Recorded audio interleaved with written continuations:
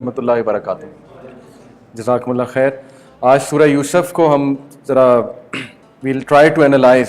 آئی want say کہ ہم اس کی تفسیر پڑھیں گے کیونکہ تفسیر تو بہت ہی ایک ہائی لیول چیز ہوتی ہے اور نہ ہمارے پاس اس کا ٹائم ہے نہ میں اس قابل ہوں، بلکہ ہم صرف کچھ آیات کا ترجمہ دیکھیں گے اور ایٹ لیسٹ آپ کو ایک تعارف ہو جائے گا سورہ یوسف کا.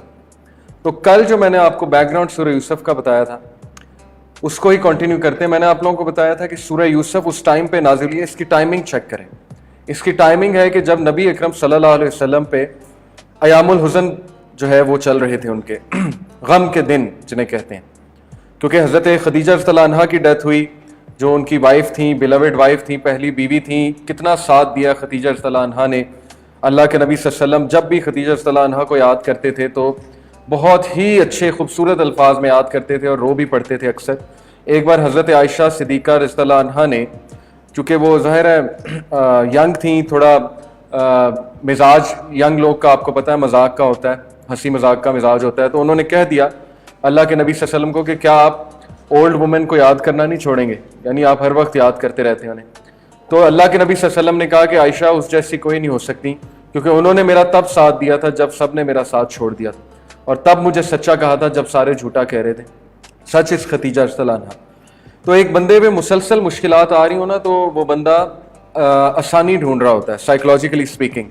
تو ہمارے نبی صلی اللہ علیہ وسلم 3 سال شیب ابی طالب کے بعد اب آسانی، ظاہر ہے سائیکولوجیکلی اسپیکنگ آسانی آنی چاہیے تھی. اس کے فوراً بعد خدیجہ رضی اللہ عنہا کی ڈیتھ ہو گئی اور ابو طالب کی ڈیتھ ہو گئی جو کہ انہیں شیلٹر دینے والے تھے. پھر طائف کا انسیڈنٹ بھی آتا ہے جو کہ اور پینفل ہے کہ ریجیکشن ہوئی، پتھر پڑے. تو بہرحال سورہ یوسف کی ٹائمنگ یہ ہے کہ اس دوران نازل ہوئی ہے اور سورہ یوسف میں غم کا علاج ہے، لٹرلی غم کا علاج ہے. جب بھی کسی کو کوئی غم ہو تو وہ سورہ یوسف کو ضرور پڑھے. یہ مولانا مودودی کا بھی ویو ہے. سورہ یوسف میں نے سب سے پہلے جو تفسیر پڑھی تھی وہ سورہ یوسف کی پڑھی تھی. قرآن کی تفسیر میں نے سٹارٹ سورہ یوسف سے کی ہے. 2008 کی بات ہے. اور اس کے پیچھے موٹیویشن کیا تھی کہ جب میں دین کی طرف آیا تھا تو ڈاکٹر اسرار رحمہ اللہ کو اور ڈاکٹر ذاکر نائک ان دونوں کو سنا کرتا تھا. تو ڈاکٹر اسرار نے بتایا تھا کہ میں سورہ یوسف پڑھ کے دین کی طرف آیا، یعنی وہ وہاں سے مجھے ہوا اشتیاق کہ سورہ یوسف میں آخر ایسا کیا ہے. اور انہوں نے یہ بھی بتایا کہ میں نے مولانا مودودی رحمہ اللہ کی تفسیر پڑھی ہے سورہ یوسف کی. مولانا مودودی کی تفسیر کے بارے میں آپ کو بتا دوں کہ ماشاءاللہ ماڈرن سینچری کے حوالے سے وہ بہت ریولوشنری تفسیر ہے. اس میں ریولوشنری پوائنٹ آف ویو ہے قرآن مجید کا. ہر تفسیر کا ایک مزاج ہوتا ہے. تفسیر ابن کثیر کا علمی مزاج ہے، آرتھوڈاکسی والا مزاج ہے جو کہ پیور تفسیر ہے. جو تفسیر تبری کچھ اس میں سے ہے اور کچھ نہیں بلکہ زیادہ تر ابن عباس رضی اللہ عنہ کی تفسیر ہے جو مفسر قرآن ہے، پیور علمی. مولانا مودودی کی جو تفسیر ہے وہ ریولوشنری ہے ان دا سینس کہ انسان کے اندر وہ ریولوشن لے کر آتی ہے اگر آپ اس سے گو تھرو کریں گے. اور ہر کسی سے کوئی نہ کوئی مسٹیکس ہوتی ہیں، تو مسٹیکس اپنی جگہ ہے، لیکن اوور آل ان کی تفسیر اسپیشلی سورہ یوسف جب آپ پڑھیں گے تو آپ کو وہ زبردست کمپیریٹیو انالیسس نظر آئے گا کہ کرسچینٹی میں سورہ یوسف، آپ کو پتہ ہے نا بائبل میں بھی یوسف علیہ السلام کا پورا قصہ ہے ورسز اسلامک. تو وہ یہ ثابت کرتے ہیں کہ اگر نبی صلی اللہ علیہ وسلم نے نعوذ باللہ بائبل سے قرآن کاپی کیا ہے جیسے کہ کرسچن مشنریز کہتے ہیں، تو اتنا فرق کیوں ہے سورہ یوسف میں؟ یوسف علیہ السلام کی سٹوری میں اتنا زمین آسمان کا ڈفرنس ہے. وہ کیا کیا ہے میں آپ کو ساتھ ساتھ بتاتا جاؤں گا. تو بہرحال دس واز دا موٹیویشن کہ میں نے سورہ یوسف پڑھی تھی اور مجھے ابھی تک یاد ہے کہ میں نے ڈیوو بس میں پڑھی تھی. میرے ہاتھ میں وہ تفسیر تھی کیونکہ اس دور میں قرآن یہ ایپس وغیرہ نہیں ہوتی تھی. 2008 میں اتنی فیمس نہیں تھی ایپس وغیرہ، آج سے 11 سال پہلے کی بات ہے. تو ڈیوو بس میں جاتے ہوئے فرام ہوم ٹو یونیورسٹی میں نے سورہ یوسف کی تفسیر آلموسٹ تفسیر پڑھی تھی، کچھ وہاں جا کے پڑھی تھی. اس لیے میرے لیے بہت یادگار ہے کیونکہ ایک تو سفر میں آپ کو پتہ ہے کوئی بھی چیز انسان پڑھتا ہے تو بہت مزہ آتا ہے. اور اس وقت کچھ حالات بھی ایسے تھے کہ مجھے تو لٹرلی سورہ یوسف نے ٹرانسلیشن میں نے پہلے پڑھی ہوئی تھی قرآن کی تھوڑی بہت، لیکن تفسیر کی میں بات کر رہا ہوں. تو جب میں نے سورہ یوسف کی تفسیر پڑھی تو مجھے ایسے لگا جیسے مجھے وہ چیز جو چاہیے تھی اس سٹیج پہ وہی مجھے چیز ملی. اور یہ قرآن کی ہر صورت سے آپ کو یہ کیفیت آئے گی. But Surah Yusuf is very special to my heart. It is I have made it a constitution of my life کیونکہ اس میں بیسٹ لیسن جو ملتا ہے. آپ میں سے کسی نے پڑھا ہے تو بتائیں مجھے بیسٹ لیسن، پیک لیسن، جس کی وجہ سے اللہ نے اسے احسن القصص کہا ہے، بیسٹ آف سٹوریز. ایک تو اللہ کی حکمت، لیکن پیک ترین لیسن جو اسلام کی چوٹی ہے, عبادت کی چوٹی ہے, احسان. اوکے, اس پوری سٹوری میں احسان کا جو پہلو ہے, احسان سمجھتے ہیں, واٹ از احسان؟ ایک ہوتا ہے کسی پہ احسان کرنا, وہ نہیں, احسان عربی والا احسان.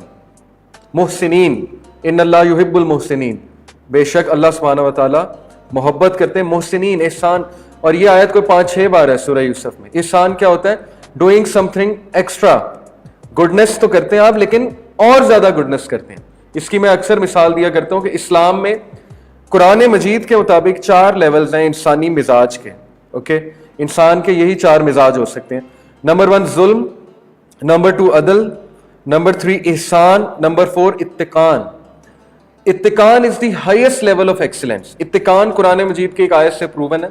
اللہ تعالیٰ کہتے ہیں کہ ہم نے یونیورس کو اتقان میں بنایا, یعنی پرفیکشن میں بنایا. اتنی پرفیکشن میں جیسے ایک آرکیٹیکٹ ہوتا ہے نا کہ ایک آرکیٹیکٹ اس دیوار کو پینٹ کرے گا, لیکن وہ بیسٹ کوالٹی کا پینٹ کرے گا, اور پینٹ کے بعد وہ کچھ ایکسٹرا بھی لگائے گا, کوئی مزید اس کو سجاوٹ کرے گا. تو that is the level of اتقان. تو یہ 4 لیولز میں اب آپ کو سمجھاتا ہوں. ظلم یہ ہے, اس کی چھوٹی سی مثال کہ آپ کو کسی نے تھپڑ مارا تو آپ اس کو آگے سے 2 تھپڑ ماریں. اوکے, یہ ظلم ہوگا. آپ کو کسی نے تھپڑ مارا, آپ آگے سے 1 تھپڑ ماریں گے, یہ عدل ہے. بدلہ لے سکتے ہیں, اسلام میں جائز ہے بدلہ لینا. آپ کو کسی نے تھپڑ مارا اور آپ چپ کر جاتے ہیں اور مسکرا دیتے ہیں اور کچھ بھی نہیں اسے کہتے, یہ احسان ہے. اوکے, تو اس سے آپ احسان سمجھیں گے. معاف کرنا, جذب کرنا, ڈائجسٹ کرنا چیز کو, اور اس کو جو اس نے آپ کے ساتھ کیا اس سے بہتر اسے ریٹرن کرنا. اور اتقان کی اگزامپل اس طرح دیا کرتے ہیں. اتقان یہ کہ وہ آپ کو تھپڑ مارے, آپ اس کو گلے لگا لیں اور اس کو گھر لے آئیں کھانا کھلانے کے لیے. اور یہ انبیاء کا لیول ہے, حلم بھی کہتے ہیں اسے. اوکے, جیسے اللہ کے نبی صلی اللہ علیہ وسلم کے سامنے ایک یہودی آیا, اس نے بہت بدتمیزی سے بات کی. اس نے کہا کہ او محمد, تم نے جسٹس نہیں کیا, تم نے جو ہے وہ میں نے تمہارے ساتھ کوئی بزنس ٹرانزیکشن کی تھی, تم نے مال لے لیا اور تم نے وہ چیز ہمیں نہیں دی, کھجوریں تھی غالباً, تو تم سارے اسی طرح کرتے ہو. آباء و اجداد تک پہنچ گیا, تمہارے والد بھی ایسے تھے, نعوذ باللہ وغیرہ وغیرہ. وعلیکم السلام. تو اللہ کے نبی صلی اللہ علیہ وسلم کو وہ یہ کہتا گیا اور he was trying to see something. وہ اللہ کے نبی کو ٹیسٹ کرنے آیا تھا. حضرت عمر ظاہر ہے جلیل و قدر صحابی تھے, انہوں نے تلوار نکال لی کہ اس کی ہم گردن اڑا دیتے ہیں, کس طرح بات کر رہے ہیں. تو اللہ کے نبی نے کہا یہ اندر رکھو. اللہ کے نبی صلی اللہ علیہ وسلم مسکرائے اور کہا کہ عمر, جو یہ لینے آیا اس کو اس سے بھی زیادہ دو. اور بس یہ کہہ کے اللہ کے نبی صلی اللہ علیہ وسلم خاموش ہو گئے. اب وہ بندہ اللہ کے نبی صلی اللہ علیہ وسلم کی شکل دیکھتا رہا اور کافی دیر غور کرتا رہا. پھر اس نے کہا کہ آپ کو پتہ ہے میں نے یہ سارا رویہ کیوں کیا تھا؟ کیونکہ میں نے اپنی کتاب میں, میں نے اپنی اولڈ ٹیسٹمنٹ میں نبی کی ایک نشانی پڑھی ہے کہ نبی سے آپ جتنی زیادتی کرو گے اتنی اچھائی نبی آپ کے ساتھ کرے گا. وہ کہتا ہے کہ باقی ساری نشانیاں پوری تھی, بس یہ رہ گئی تھی, آج میں نے وہ بھی دیکھ لی. تو اس لیے اس نے پھر کلمہ پڑھ لیا. اسی طرح ایک بیڈوین آیا, بدو آیا, اس نے اللہ کے نبی صلی اللہ علیہ وسلم کے پیچھے سے چادر پہنی تھی نا, اللہ کے نبی نے گلے میں یوں کر کے کھینچی تو یہاں پہ ریشز پڑ گئیں. سوچیں کتنا غصہ آئے گا اگر ہمارے ساتھ کوئی ایسے کرے. تو اللہ کے نبی صلی اللہ علیہ وسلم پیچھے مڑے, مسکرائے اور اس نے کہا کہ او محمد, یہی سیم بات, تم نے جسٹس نہیں کیا, مال غنیمت میں سے مجھے تم نے کچھ نہیں دیا اور زیادتی کیا میرے ساتھ. تو مسکرائے, انہوں نے کہا کہ جو یہ لینے آئے اس کو دے دو اور اس سے بھی زیادہ دو. تو بس بات ختم ہو گئی. یہ ہوتا ہے اتقان, اس کو کہتے ہیں ایکسٹریم کمپوزر, حلم. اوکے, سو سورہ یوسف میں حضرت یوسف کا جو اتقان کا لیول نظر آتا ہے کہ اپنے بھائیوں کو معاف کر دیا, اپنے بلڈ کو معاف کر دیا, جنہوں نے سازش کی, جنہوں نے مار کے کنویں میں پھینک دیا. جی, یہ قرآن سے پروون ہے انسانی رویے. انسان یا ظلم کرتا ہے, یا عدل کرتا ہے, یا احسان کرتا ہے, محسنین یا اتقان کی طرف جاتا ہے, جو کہ ہائیسٹ لیول آف احسان ہے. رویے, بیہیویئرز, یہ انسان کے بیہیویئرز ہیں. ان 4 کے علاوہ وہ کوئی رویہ نہیں دکھاتا. یا لوگ ظالم ہوتے ہیں, یا لوگ جسٹس کرنے والے ہوتے ہیں, جیسا کرو گے ویسا بھرو گے, وہ والے ہوتے ہیں, یا لوگ جو ہے وہ بہت گڈنس کرتے ہیں. جیسے کتنی کیس سٹڈیز ہیں کہ زندگی میں جو بھی احسان کی ٹیکنیک کو اپناتا ہے, یہ ایون سائیکالوجسٹ کی باتیں ہیں, بزنس اسٹریٹجیز ہیں کہ آپ جب اپنا کوئی نیا بزنس شروع کرتے ہو نا تو آپ ایکسٹرا دیتے ہو چیزیں. تو یہ بزنس کی مارکیٹنگ اسٹریٹجی ہے. جیسے حافظ جوس کارنر والا ایک چھوٹی گلاسی ساتھ میں دیتا ہے, تو دیکھیں اس کا بزنس کتنا گرو کر گیا ملک شیک کے ساتھ. اسی طرح کوئی مالٹے بیچنے والا تھا, اس سے کسی نے پوچھا کہ آپ صرف مالٹوں کا بزنس کر کر کے کروڑ پتی ہو گئے. اس نے کہا جی, ہمارا درجن 13 کا ہوتا ہے, باقیوں کا 12 کا. یہ احسان ہے. ابو بکر صدیق رضی اللہ عنہ احسان کرنے والے تھے. حضرت عائشہ صدیقہ پہ الزام لگانے والوں میں سے ان کے ایک رشتہ دار بھی شامل ہو گئے تھے جنہوں نے ان باتوں پہ یقین کر لیا تھا.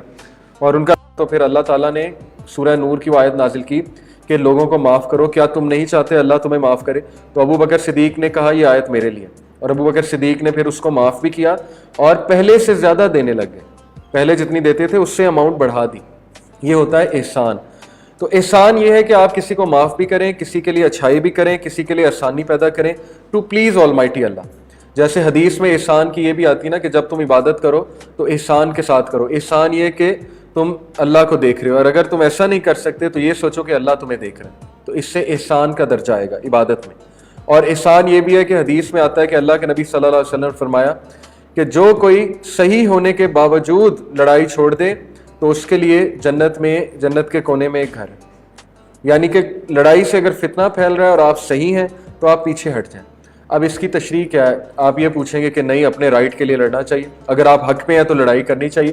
تو اس کی تشریح یہ کہ when it comes to relationships, میاں بیوی کے لیے خاص ہے کہ جھگڑا کرنے کی بجائے اپنا کوئی رائٹ فورگو کر دو تاکہ ریلیشن شپ چل جائے. اسلام میں سیکریفائس ہے, اگر دونوں اڑ جائیں گے نہیں تم میرا یہ رائٹ پورا کرو اور وہ اڑ جائے گی کہ تم میرا یہ رائٹ پورا کرو, تو ریلیشن کیسے چلے گا؟ پھر تو ریلیشن کنڈیشنل ہو جائے گا, اور کنڈیشنل چیزیں کبھی نہیں چلتی. اوکے, تو یہ احسان کے لیول ہوتے ہیں. یہ ہے پیک. سورہ یوسف کی جو اسپیشلٹی ہے اس میں وہ احسان ملتا ہے جس کی مثال کوئی نہیں. اور اللہ کے نبی صلی اللہ علیہ وسلم نے یوسف علیہ السلام کی تعریف بھی اسی لیے کی تھی, ان کے احسان کی وجہ سے, کہ لک ایٹ یوسف علیہ السلام کہ کس طرح انہوں نے اپنے بھائیوں کو معاف کیا, اور ان کی سنت پوری کرتے اللہ کے نبی نے فتح مکہ کے موقع پہ بڑوں کو معاف کیا. یعنی ہمارے نبی کا احسان اور بھی تھا. تو یہ ہے سورہ یوسف کا مین جو آپ نے چیز لینی ہے اس سے. اوکے, اب ہم شروع کی کچھ ورسز پڑھتے ہیں, میں گو تھرو کرتا ہوں. الف لام را تلک آیات الکتاب المبین, یہ کتاب مبین کی آیات ہیں, یعنی کھلی کتاب ہے. یہ ایسی کتاب ہے جس میں کوئی ٹیڑھ نہیں ہے. انا انزلناہ قرآنا عربیا لعلکم تعقلون, عربی میں نازل کیا تاکہ عقل والے اس سے نصیحت پکڑیں, تم سمجھ سکو. نحن نقص علیک احسن القصص, ہم تمہیں بہترین کہانی سناتے ہیں جو نازل ہو رہی ہے اس قرآن میں, اور تم اس وقت نہیں تھے جب یہ سارے قصے ہو رہے تھے, یعنی تمہیں غیب کا علم نہیں ہے. جبکہ یوسف نے اپنے والد سے کہا کہ یوسف علی ابیہ یا ابتی انی رأیت احد عشر کوکبا والشمس والقمر رأیتہم لی ساجدین, اے میرے ابا جان میں نے خواب دیکھا. یوسف علیہ السلام 10-11 سال کے تھے, تو اس میں آتا ہے تفسیر میں, میں نے دیکھا کہ 11 ستارے, ایک سورج, ایک چاند مجھے سجدہ کر رہے ہیں. قال یا بنی لا تقصف رؤیاک, he said, oh my son, do not relate your vision to your brothers or they will contrive against your plan, وہ تمہارے خلاف کوئی سازش کر لیں گے. ان الشیطان للانسان عدو مبین, یہ 2 آیات میں پوری پیرنٹنگ ہے. نمبر 1 کوئکلی آپ کو بتاتا ہوں, پیرنٹس کو بچوں کی بات بہت کیئرفلی اٹینٹیولی سننی چاہیے, نمبر 1. دوسرا, ان کی کوئی بات انہیں کیئر لیس نہیں لینی چاہیے. جیسے آپ کا چھوٹا بچہ, اگر آپ ایک مجمع میں ہیں, آپ ایک گیدرنگ میں ہیں, اور آپ کا بیٹا یا بیٹی آپ کے پاس آتی ہے, کیونکہ بچوں کی یہ نیچر ہوتی ہے, وہ اٹینشن سیکرز ہوتے ہیں, تو وہ جان کے مجمع میں آپ کے پاس آئے گا, اکیلے میں شاید نہ آئے, اس لیے آئے گا ٹو ٹیسٹ یو کہ مجھے کراتے ہیں لفٹ کے نہیں کراتے. تو اگر آپ اس کو اس موقع پہ اگنور کر دیں گے تو اس کی پرسنالٹی پہ بہت نیگیٹو افیکٹ پڑے گا. یہ ایرک ایرکسن کی جو سٹیجز ہیں نا, 8 سٹیجز, وہ بھی آپ پڑھیے گا. ایرک ایرکسن ہے ایک سائیکالوجسٹ, اس کی 8 stages of psycho social development ہے. اس میں وہ ایک سٹیج بتاتا ہے 1 سے 2 سال کے لیے, جب انفیریورٹی بلڈ ہو جاتی ہے یا بچے میں وہ کمپلیکس بلڈ ہو جاتا ہے کہ شاید میں صحیح نہیں ہوں. مثال کے طور پہ آپ کا بچہ گلاس توڑ دے 2 سال کا, اور آپ اسے ڈانٹنے لگ جائیں یہ کیا کیا, تو اس کو نہیں پتا گلاس کیا ہے, اس کے ابھی مائنڈ میں گلاس کی امیج نہیں آئی ہے, نہ اس کے مائنڈ میں توڑنے کی امیج آئی ہے. تو اس کو اگر آپ اس پہ ڈانٹیں گے تو اس میں انفیریورٹی آئے گی کہ شاید میں نے کچھ غلط کام کیا ہے. اوکے, یہ چھوٹی چھوٹی چیزیں ہیں. تو پہلی بات کہ اپنے بچوں کی بات سننی چاہیے, غور سے سننی چاہیے. یہاں پہ اکثر میں مثال دیتا ہوں کہ یہاں پہ کوئی پاکستانی فادر ہوتا تو اس نے ڈانٹ دینا تھا, اس نے کہنا تھا یہ کیا خواب دیکھتے رہتے ہو تم, 11 ستارے اور سورج چاند, کیا کھایا تھا رات کو, جاؤ دوڑ جاؤ, ٹھیک ہے. یا یہ کہہ کے بھیج دینا تھا, یا اس کی والدہ کو کہنا تھا یہ دیکھ سنبھال لو اپنے بیٹے کو, پتہ نہیں یہ کیا کرتا ہے, اس کو خواب آتے ہیں. تو انہوں نے غور سے سنا اور بیٹے کو کانفیڈنس دیا. کانفیڈنس دینا بہت ضروری ہے. اور پھر اپنے بچے کو کہا, دیکھیں ان کا بچہ کتنا عقل مند تھا کہ وہ انہیں یہ بات سمجھا رہے ہیں کہ بیٹا اپنے بھائیوں کو یہ بات نہ بتانا, ڈسکریشن رکھنی چاہیے. اب بے وقوف لوگ کیا کرتے ہیں کہ وہ ڈسکریشن نہیں رکھتے ہیں, آپس میں حسد پیدا ہو جاتا ہے بہن بھائیوں میں, کیونکہ وہ سب کے سامنے چیزیں ڈسکس کر رہے ہوتے ہیں. تو یہ پیرنٹنگ کی بڑی زبردست ٹپ ہے جو پاکستانی معاشرے سے ایبسنٹ ہے, ویسٹرن معاشرے میں ہے. اس لیے ویسٹ بہت بہتر ہے ہم سے کئی چیزوں میں. فیملی سسٹم میں ہم ان کا جتنا مرضی کہہ لیں فیملی سسٹم برباد ہو رہا ہے, لیکن میرے خیال میں وہ واپس آ رہے ہیں فیملی سسٹم کی طرف. یورپین اسپیشلی وہ بہت زیادہ کیئر کرتے ہیں پیرنٹنگ اور ان چیزوں کی. وہ کسی بچے کی انسلٹ کسی دوسرے کے سامنے نہیں کرتے. یہاں پہ تو رواج ہی ہے کہ سب کے سامنے بےزتی ہوتی ہے. اس طرح اس کا کانفیڈنس شیٹر ہوتا ہے اور دوسروں کو اس کی کمزوریاں ملتی ہیں. اور ڈسکریشن والے میٹرز کہ اس کو میں نے کتنا دینا ہے, اس کو کتنا دینا ہے, یا اس کے لیے میں نے کیا کرنا ہے, وہ سب کے سامنے ڈسکس ہو رہا ہوتا ہے. اس سے حسد پیدا ہوتا ہے کیونکہ یہ نیچرل چیز ہے بہن بھائیوں کے درمیان. یا بیٹی کو جو ہے احساس کمتری پیدا ہو سکتا ہے کہ بیٹے کو اتنا کچھ دیا جا رہا ہے اور یہ کیا جا رہا ہے اس کے لیے. تو یہاں پہ یہ سیکھنا چاہیے کہ انہوں نے اپنے بچے کو ڈسکریشن رکھنے کے لیے کہا ہے. اور یہی چیز اگر آج ہوتی تو آج کی والدائیں جو ہیں وہ فیس بک پہ ویڈیو چڑھا دیتی کہ میرے بچے نے خواب دیکھا اور سب کو بتا رہی ہوتی کہ اس نے یہ دیکھا ہے, اتنا کیوٹ ہے وہ اور اتنا انٹیلیجنٹ ہے. حالانکہ انہوں نے کہا اس چیز کو چھپاؤ. اوکے, یہ پیرنٹنگ ٹپس ہیں بڑی زبردست. پھر ایک اور ٹپ کہ انہوں نے یہ نہیں کہا کہ بھائی تمہارے دشمن ہیں. کیا کہا؟ ان الشیطان للانسان عدو مبین. شیطان کی طرف نسبت کی ہے. اپنے بیٹے کو سکھایا کہ ٹھیک ہے تمہارے بھائی حسد کریں گے لیکن نیگیٹو نہ ہونا ان کے بارے میں. کتنی زبردست پیرنٹنگ ہے. اور پیرنٹس انکانشیسلی ایک دوسرے کے خلاف نیگیٹو کر رہے ہوتے ہیں, انکانشیسلی, ناٹ انٹینشنلی, عجیب و غریب باتیں کر کے, الفاظ کہہ کے, اوکے, ایک دوسرے کے سامنے چغلیاں کر کے.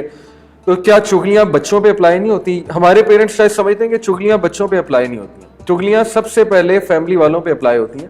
یہ چغلی ہے کہ مثال کے طور پہ میرے بیٹے ہیں, یہ چلے گئے تو آپ سب سے میں ان کی کوئی ایپ ڈسکس کرنے لگ گیا. وعلیکم السلام ورحمۃ اللہ وبرکاتہ. تو انہوں نے بھائیوں کی طرف نسبت نہیں کیا, انہوں نے شیطان کی طرف نسبت کیا برائی کو, تاکہ بیٹا پازیٹیو رہے. اور پھر انہوں نے کہا کہ تمہارا رب جو ہے تمہیں انٹرپریٹیشن سکھائے گا اور تمہارا رب اپنی فیور کمپلیٹ کرے گا تمہارے اوپر اور upon the family of Jacob, جس طرح اس نے کمپلیٹ کی تمہارے آباء و اجداد.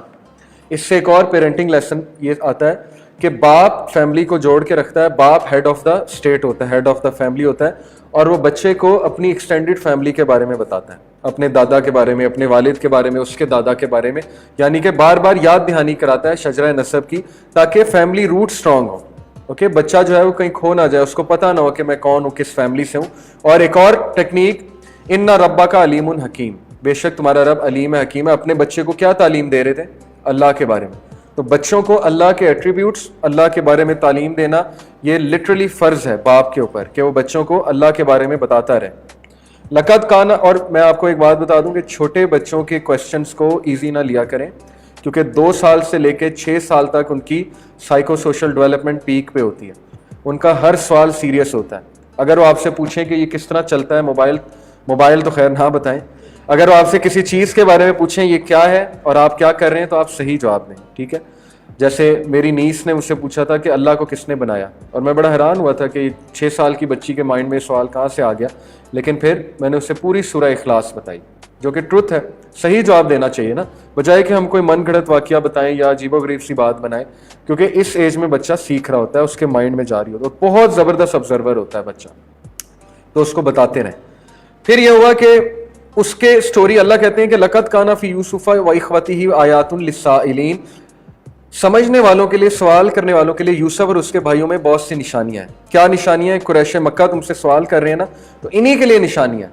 اللہ تعالیٰ نے انہیں باقاعدہ خود سوال پوچھوایا. انہوں نے سوال کیا تھا نا اللہ کے نبی سے کہ ایجپٹ جانے کی کیا وجہ بنی اسرائیل کی, تو اللہ نے سورت نازل کی. تو اللہ کہتے ہیں کہ یہ لوگ خود پھنس گئے ہیں سوال پوچھ کے, کیونکہ اب ان کو لیسنز ملنے والے. لیسن یہ ہے کہ جس طرح تم اپنے نبی کو تنگ کر رہے ہو, تمہارا بھائی ہے وہ, اسی طرح یوسف کے بھائیوں نے تنگ کیا تھا اس کو, اور اینڈ میں کون سکسیسفل ہوا, کون کنگ بنا؟ یوسف علیہ السلام. تو اسی طرح تمہارے نبی محمد صلی اللہ علیہ وسلم ایک دن راج کریں گے, فتح مکہ ہوگی, تو تم سیدھے ہو جاؤ. لیکن وہ لوگ سیدھے نہیں ہوئے. تو اس کے بھائیوں نے, یوسف علیہ السلام کے بھائیوں نے کیا کہا؟ انہوں نے کہا کہ اے ہمارے ابا, ہم یوسف, وہ انہوں نے آپس میں کہا یوسف اور اس کا بھائی جو ہے ہمارے ابا کے سامنے زیادہ بلاویڈ ہے, حالانکہ ہم زیادہ طاقتور ہیں. جیلسی, حسد پیدا ہوئی. حسد نیچرل ہے, لیکن حسد کو اندر بیٹھنے دینا یہ ان نیچرل ہے. ٹھیک ہے, ایموشنز نیچرل ہیں, غصہ آنا, حسد ہونا, یہ نیچرل ہے کیونکہ آپ انسان ہیں. انسانی بیہیویئرس کا تقاضا ہے کہ ایموشنز پیدا ہو جائیں, لیکن ان کو آپ سٹگمیٹائز نہ ہونے دیں, ان کو آپ سیٹل ڈاؤن نہ ہونے دیں, نفس کے خلاف جہاد کریں. اقتلوا یوسف, اس حد تک حسد ہو گیا کہ کہا قتل کر دو یوسف کو. یہ ان 11 بھائیوں نے آئیڈیا دیا. और ताकि तुम्हारे भाई की तवज्जो, तुम्हारे अब्बा की तवज्जो तुम्हारी तरफ हो जाए और उसके बाद तुम लोग बेकसूर बन जाना। इससे एक खूबसूरत नुक्ता बयान होता है कि अक्सर हम लोग किसी की तवज्जो लेने के लिए उसको नुकसान पहुंचाते हैं या उसके घर वालों को नुकसान पहुंचाते हैं। इसकी छोटी सी मिसाल जो मैंने उलमा से सुनी है, जैसे शादी के बाद सास के साथ टसल होता है, ठीक है, एक जंग होती है कि बीवी चाहती है शौहर की तवज्जो उसकी तरफ हो, सास चाहती है कि उसकी तवज्जो, बेटे की तवज्जो मेरी तरफ हो। ये एक नेचुरल बात है, फितरी बात है, और बीच में बंदा फंसा होता है, उसको मैनेज करना चाहिए। लेकिन होता क्या है कि कभी कभी सास बीवी का कैरेक्टर बुरा पेश करती है, बीवी की बुराइयां सामने लाती है ताकि शौहर इसकी बेटे की तवज्जो मेरी तरफ हो जाए, और कभी कभी बीवी जो है वो सास की बुराइयां और एग्जैजरेट करके लाती है कि उसने जुल्म किया, ये किया, वो किया, ताकि सारी की सारी तवज्जो शौहर की वो ले ले। ये वही रवैया है। उनके भाइयों ने ये सोचा कि अगर हम यूसुफ को इक्वेशन से निकाल देंगे, कत्ल कर देंगे, तो बाप की सारी तवज्जो हमारी तरफ आ जाएगी। हालांकि उन्हें ये नहीं पता था कि तवज्जो का जो बेसिक वो होता है, क्या कह लें, पॉइंट होता है, वो मोहब्बत होती है। तो बजाय कि वो तवज्जो इस तरह लें कि नेगेटिवली तवज्जो लें, नेगेटिव वे है ना ये, किसी के बारे में किसी का कैरेक्टर मेलाइन करना और खुद तवज्जो लेना, वो पॉजिटिव साइड पे जाएं। पॉजिटिव क्या है कि अगले का दिल जीतने की कोशिश करें। तो अगर वो अपने वालिद का दिल जीतते, इससे बहुत बेहतर था, तो वालिद उनसे और मोहब्बत करते। इससे हमें क्या सीखना चाहिए? इससे हमें ये सीखना चाहिए कि इंसानों के, हमें जैसे मिसाल के तौर पे शौहर को ये पता होना चाहिए अच्छी तरह कि अगर वो बीवी के घर वालों को पूछेगा, इज्जत करेगा, तो बीवी उसकी और इज्जत करेगी, क्योंकि बीवी की जो की है, उसकी जो चाबी है, वो उसके घर वाले हैं, उसके वालिदैन है। अगर वो उनको इज्जत से पेश आएगा तो वो उस पर जान निछावर करेगी अपनी। इसी तरह बीवी को पता होनी चाहिए कि शौहर की उसके माँ बाप है। अगर वो एहसान का दर्जा करेगी, ठीक है भाई, उस पर फ़र्ज़ नहीं है उसके सास ससुर की खिदमत, इस्लाम में कहीं फ़र्ज़ नहीं है, लेकिन एहसान भी तो कोई चीज़ होती है ना। अगर वो कुछ थोड़ा बहुत एहसान करेगी, कुछ पूछ लेगी उसके माँ बाप को, तो शौहर खुद ब खुद उससे मोहब्बत करने लगेगा और उसकी मोहब्बत इंक्रीज़ होगी। तो अल्लाह ताला हमें हिकमत और समझ जो है वो अता फरमाए। तो बहरहाल उनसे गलती हुई, उन्होंने नेगेटिव साइड पे उन्होंने सोचा, और फिर उन्होंने पूरी एक साजिश की। अपने अब्बा को कहा कि आप इसे खेलने के लिए हमारे साथ भेजें, हम इसकी हिफाजत करेंगे। उनके वालिद ने कहा कि नहीं, मुझे डर है कि इसको कोई वुल्फ खा जाएगा, क्योंकि बच्चा है और तुम पता नहीं इसकी हिफाजत करोगे कि नहीं करोगे, क्योंकि अब्बू को पहले से पता था ये लोग हसद करते हैं। तो उन्होंने फिर वास्ता दिया, उन्होंने कहा कि नहीं, इसका मतलब आप हम पे ट्रस्ट नहीं करते, इमोशनल ब्लैकमेलिंग की। तो उनके वालिद ने इजाज़त दे दी। अब ये अल्लाह का प्लान था। जब इजाज़त दी तो उन्होंने क्या किया उन जालिमीन ने कि वो यूसुफ अलैहिस्सलाम को ले गए एक दूर दराज जगह पे और वहाँ पे उनको मारा, पीटा। अब सोचें कि एक बच्चे के लिए कितना बड़ा साइकोलॉजिकल डिस्ट्रेस है कि उसका कसूर ही कोई नहीं है और उस पर एक मुसीबत आ गई। दिस आंसर्स, कुछ लोग कहते हैं ना मेरा कसूर क्या है, मेरे साथ ये क्यों हो रहा है, तो this is, you should know कि मुसीबतें हमेशा अल्लाह के प्यारों पे आई हैं। जब आपका कसूर कोई ना और आप पे मुसीबत आ जाए तो इसका मतलब है अल्लाह आपसे मोहब्बत करते हैं। ये एक बड़ी अजीब बात है, लेकिन यही बात है, क्योंकि नबियों पे मुसीबतें बिला वजह आई हैं। उनका कसूर कोई नहीं होता था, मुसीबत आ जाती थी, क्योंकि अल्लाह उन्हें प्रिपेयर करना चाहते थे एक बड़ी चीज़ के लिए। ओके, तो यूसुफ अलैहिस्सलाम का कसूर कोई नहीं था। उनके भाई उनके खिलाफ हुए, हसद की बेसिस पे उन्हें मार कर कुएं में फेंक दिया। अब कुएं के बाहर वो बाकायदा पहरा देते रहे, और यूसुफ अलैहिस्सलाम मेरे ख्याल 1-2 दिन या 3 दिन 4 दिन कुएं में रहे हैं, या शायद इससे भी ज़्यादा, वल्लाहु आलम। और उन पर वही भी आई है, जिब्राईल अलैहिस्सलाम आए थे यूसुफ अलैहिस्सलाम के पास और उन्हें आके तसल्ली दी थी कि आप सब्र करें, सब्र पकड़ें। तो कुएं वाली जो स्टोरी है वो बड़ी इंटरेस्टिंग स्टोरी है। देखें इसके पीछे फ़लसफ़ा क्या है। अक्सर इंसान पे ऐसे हालात आ जाते हैं कि उसके पास सोल्यूशन कोई नहीं होता, वो कुएं में बंद हो जाता है, ना वो बाहर जा सकता है, ना वो कुएं के अंदर रह सकता है। जैसे यूसुफ अलैहिस्सलाम, वालेकुम सलाम, यूसुफ अलैहिस्सलाम अगर बाहर जाते तो बाहर वो पहरा दे रहे थे, भाइयों ने दोबारा फेंक देना था, या बाहर जाते तो बाहर वुल्व्स थे, भेड़ियों ने खा जाना था, अकेला बच्चा था, तो बाहर जाना ऑप्शन नहीं थी। अंदर रहना इसलिए ऑप्शन नहीं थी कि भूख और प्यास से फौत हो जाना था। तो कभी कभी इंसान स्टक हो जाता है लाइफ में, उसको नहीं समझ आती मैं क्या करूं, तो उस फेज में अल्लाह को याद करना चाहिए, क्योंकि उस फेज से आपको बाहर और कोई ज़ात नहीं निकाल सकती सिवाय अल्लाह की। जैसे यूनुस अलैहिस्सलाम मछली के पेट में फंस गए, अब कोई ऑप्शन नहीं है, ना बाहर आ सकते हैं ना अंदर रह सकते हैं, तो किसको पुकारा? ला इलाहा इल्ला अंता सुब्हानका। ये विर्द करना चाहिए जब आप फंसे हुए महसूस करें। ओके, जब आपको हालात बड़े टाइट नजर आए, आपको समझ ना आए मैं करूं क्या, सोल्यूशन ही कोई नहीं है, तो अल्लाह आपकी ज़रूर मदद करेंगे, अल्लाह आपको निकाल लेंगे उस फेज से। तो ये है कुएं का फ़लसफ़ा, कुएं के अंदर जो फेज था यूसुफ अलैहिस्सलाम का, और कुएं के अंदर रह के उन्होंने वो अल्लाह के मज़ीद नज़दीक हुए, क्योंकि वहाँ पे वो अल्लाह को याद करते थे। اب بھائی جب واپس آئے انہوں نے پورا ایک فلسفہ گڑھا اور پورا ایک من گڑھا ڈرامہ لے کر آئے. اپنے والد کو کہا کہ روتے ہوئے آئے, ڈرامہ کرتے ہوئے آئے کہ اوہو یوسف تو ہمارے ساتھ کھیل رہا تھا, اچانک بھیڑیا آیا اور وہ پتہ نہیں کسی جانور کا ہی خون لگا کے لے آئے اس شرٹ پہ, اور والد کو کہا یہ دیکھیں اس کی شرٹ ہے, خون لگا ہوا ہے. والد کو پتہ لگ گیا. والد نے کہا تم من گھڑت ایک سٹوری بنا رہے ہو اور تم, مجھے پتا ہے تم نے ظلم کیا اور تمہیں اللہ تعالیٰ جو ہے, میرے لیے اللہ کافی ہے, میں صبر کروں گا. وہ الفاظ میں آپ کو پڑھاتا ہوں کہ وہ الفاظ کیا ہیں, اور ان الفاظ وہ تاریخی الفاظ ہیں جو اس وقت یعقوب علیہ السلام نے کہے. واللہ المستعان علی ما تصفون فصبر جمیل واللہ المستعان. یہ تاریخی الفاظ ہیں, یعنی کہ انہوں نے, ان کا بیٹا ان کے ہاتھ سے چلا گیا, ان کا لخت جگر, سب سے ان کا چہیتا بیٹا جس سے وہ شدید محبت کرتے ہیں, اس کے لاس پہ یہاں پہ وہ بچوں کو جائیداد سے آگ یا نکال سکتے تھے یا ڈانٹ سکتے تھے. یہ بھی پیرنٹنگ ہے. پیرنٹنگ از آل اباؤٹ صبر, یاد رکھیں. پیرنٹنگ کا دوسرا نام صبر ہے. ہمارے پیرنٹس میں صبر نہیں ہے. آج کی جتنی پیرنٹنگ ہے وہ غلط اس لیے کہ ایک تو پیرنٹس میں صبر نہیں ہے, دوسرا ان کی اپنی پرسنل اگزامپل نہیں ہے. یہ جو پیرنٹس پریشان ہوتے ہیں نا, ہمارے بچے اسلامک نہیں ہے, اسلامک نہیں ہے, پہلی بات وہ صبر نہیں کرتے. وہ سمجھتے ہیں یا وہ چاہتے ہیں کہ ہمارا بچہ ایک دن میں عمر بن الخطاب بن جائے, یا ہمارا بچہ ایک دن میں جو ہے خالد بن ولید بن جائے. تو ایسا نہیں ہوتا, ٹائم لگتا ہے ہدایت آتے آتے. ہدایت کے لیے دعا کرنی ہوتی ہے, ہدایت اللہ کے ہاتھ میں. نوح علیہ السلام اپنے بیٹے کو ہدایت نہیں دے سکے, اس سے بڑی اور کیا مثال ہے. تو ایک تو بے صبری, دوسرا پرسنل اگزامپل نہیں ہے. وہ چاہتے ہیں بچے قرآن پڑھیں, ہر وقت قرآن پڑھیں, ہر وقت تسبیح کریں, لیکن وہ خود نہیں کرتے. تو یہ سخت بات ہے, لیکن اصل میں بات یہی ہے. تو پرسنل اگزامپل ہونی چاہیے. اگر یوسف علیہ السلام معاف کر رہے تھے تو یہ باتیں کہاں سے سیکھی تھی انہوں نے؟ یعقوب علیہ السلام سے. جی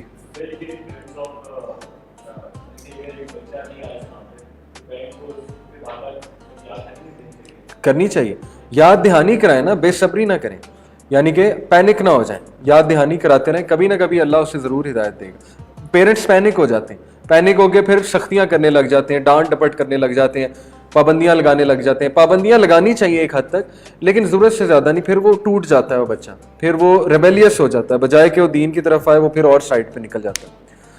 تو بہرحال یہاں سے ہم کیا سیکھتے ہیں کہ ان کا کمپوزر, انہوں نے اپنے بیٹوں کو نکالا نہیں, ان کے ساتھ رہے. اوکے, ایموشنل نہیں ہوئے اتنے زیادہ, کیونکہ ان کو پتا تھا اس میں اللہ کی کوئی حکمت ہے, اور وہ بیٹوں کو چانس دینا چاہتے تھے. تو بیٹوں کو انہوں نے ساتھ رکھا اور انہوں نے کہا فصبر جمیل, میں بہترین صبر کروں گا, واللہ المستعان, اور اللہ ہی کی ہیلپ جو ہے وہ ساؤٹ کی جا سکتی ہے ایسے موقع.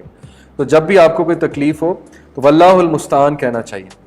اور پھر ہوا یہ کہ وہاں سے ایک قافلہ گزرا, اور وہ قافلے والے جو تھے ان کے بارے میں آتا ہے کہ وہ دین ابراہیمی پہ تھے, یعنی کہ وہ موحد تھے. تو جب انہوں نے یوسف علیہ السلام کو دیکھا تو اس نے کیا کہا, ہاذا بشرا یا بشرا ہاذا غلام, یعنی کہ یا بشرا یہ عربی کا محاورہ ہے کہ بشارت ہو. یعنی he was so excited to see Yusuf علیہ السلام, کیونکہ اس نے ایک نظر میں پہچان لیا تھا کہ یہ بچہ کوئی عام بچہ نہیں ہے, اور یہ بچہ دین ابراہیمی پہ ہے, کیونکہ وہ خود دین ابراہیمی پہ تھا. تو اس نے جب نکالا اسے, اس نے کہا کہ یہ تو کتنا, غلام کا مطلب ہوتا ہے بوائے, اوکے, عربی میں. یہ وہ والا غلام نہیں, عربی والا, اردو والا. تو انہوں نے ان کو پھر لے لیا اور مرچنڈائز کے طور پہ لے لیا, اور وہ بہت پچھتائے بعد میں. آپ کو پتا ہے بعد میں یہ بندہ ملا یوسف علیہ السلام کو, تو اس نے بہت پچھتاوا ظاہر کیا کہ کاش میں انہیں نہ بیچتا, کیونکہ یہ بچہ تو دین ابراہیمی پہ تھا. بہرحال لیکن لالچ کی وجہ سے اس نے کام کر دیا, اور اس نے اسے فیو درہمز میں بیچ دیا یوسف علیہ السلام کو. حالانکہ یوسف علیہ السلام کی ویلیو بہت زیادہ تھی, یہ اللہ تعالیٰ کہہ رہے ہیں. بہرحال انہیں خریدنے والے عزیز مصر تھے. جی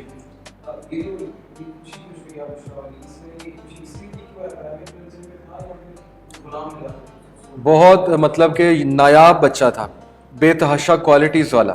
جیسے شاہی خاندان کے نہیں بچوں کی پہچان ہوتی ہے نا, مثال کے طور پہ آپ کسی پڑھی لکھی فیملی کے بچے کو دیکھیں گے, آپ کو پتہ لگ جائے گا کہ بہت پڑھا لکھا نایاب بچہ ہے, ہدایت پہ ہے, وغیرہ وغیرہ.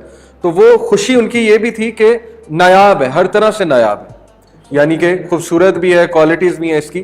اس کا تعلق میرے خیال میں اس سے تھا کہ مرچنڈائز کے لیے وہ خوش ہوئے تھے بہت زیادہ, لیکن انہیں پتا تھا دین ابراہیمی پہ, کیونکہ خود دین ابراہیمی پہ تھے.